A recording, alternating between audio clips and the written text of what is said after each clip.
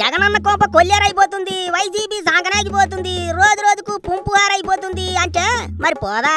జగనన్న చుట్టూ ఉన్నవి పాపగ్రహాలే. కుక్క పురుగుల్లా ఎప్పుడు జగనన్న అట్టుకుని రగతం పీలుస్తూనే ఉంటాయి. అన్నకు కూడా అదే ఆనందం. ఇప్పుడు జగనన్న బతుకు బస్టాండ్ కావటానికి పెద్ద కారణం ఎవరంటే వైసీపీ లీడర్లు. వాళ్ళు మాట్లాడే మాటలే అని ప్రజలే టక్కున చెప్పేస్తారు. ఉన్నాడుగా మాజీ నీళ్ల మంత్రి, చేసే నీళ్ల మంత్రి అని చెప్పుకోటానికి సిగ్గేస్తుంది. పతాక అర్థకాలేదు అని చెప్పే మొద్దు మడిసిని నీళ్ల మంత్రిని ఎట్టా చేశాడో ఏటో జగనన్నయ్య. అదే సత్తనపల్లి వంకాయ అంబటి.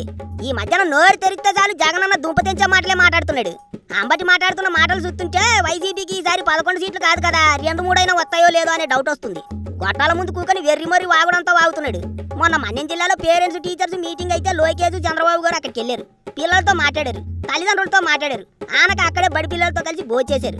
అంతా అయిపోయాక చంద్రబాబు గారు తిన్న ప్లేటును లోకేష్ తీసుకెళ్లాడు. దాంట్లో తప్పేటున్నది చెప్పండి? కొడుగ్గా ఆయన చేయాల్సిన పనే కదా అది. దానికి అంబటి ట్విట్టర్లో కామెంట్ రాశాడు.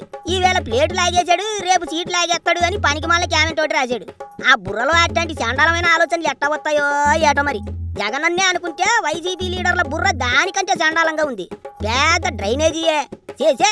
తండ్రి అన్నం తిన్న కంచం తీయటం కూడా తప్పేనా? ప్రతి దాంట్లో పుల్లెట్టికి ఎలకడమే. మొన్న కూడా ఇట్టాగే ప్రపంచ స్థాయి రాజధాని మనకెందుకు, మనకు అవసరమా అన్నట్టు మాట్లాడాడు ఆ అంబటి. ఆ బుర్రను తీసుకెళ్లి ల్యాబ్లో టెస్టులు చేయించాలి. ఇట్లాంటి దరిద్రపు గొట్టు ఆలోచనలు ఎట్ట వస్తాయో ఏటోనని పరీక్షలు చేయించాలి. రాజధాని ఎందుకు అంటారేటండి బాబా? ఈ లెక్కన జగనన్న మళ్ళీ గనక గెలుచుంటే ఏపీ పరిస్థితి ఏటైపోయేదో ఏమో ఆలోచించుకుంటేనే భయమేస్తుంది జనాలకు. ఏదో ప్రజల మోహన 1000-2000 పారేత్తు కల్తీ మందు బిజినెస్ చేసుకుంటూ హాయిగా జగనన్న రుచికొండ మీద మిగతా వైసీపీ లీడర్లంతా అడవుల్లో ఒకరు, చెరువుల్లో ఒకరు, సముద్రం ఒడ్డున కొంతమంది ప్యాలెస్లు కట్టుకుని ఎంజాయ్ చేద్దామని చూశారు. కానీ ప్రజలు ఏమైనా అమాయకులా? వాళ్ళని ఎక్కడెట్టాలో అక్కడ ఎట్టి గట్టిగానే బుద్ధి చెప్పారు. మళ్ళీ అట్టాగే బుద్ధి చెబుతూనే ఉంటారు.